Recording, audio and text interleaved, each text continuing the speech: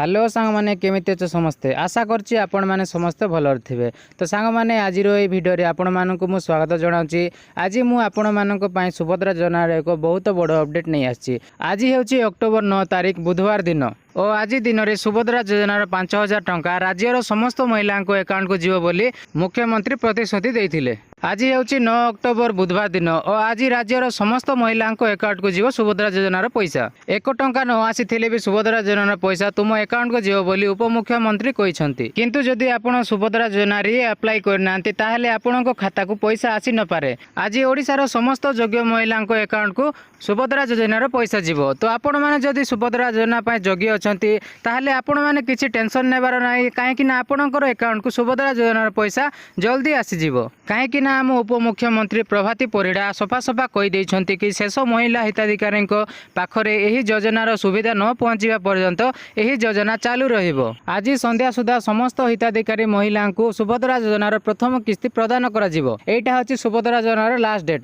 तो एटा सुभद्रा योजनार last date नाही। जदि 7 तारिख आपण माने अप्लाई करछंती ताहले आपणको अकाउंट रो आज पैसा आसी जीवो। आ जदि आपण अप्लाई करि नांती ताहले आगो को आउ गोटे डेट जारी करा जिवो। आउ आपण माने सेई तारिख रे पुणी थरे अप्लाई करबा को योग्य होई परिबे। आज पई एतिकी। जय हिंद जय भारत।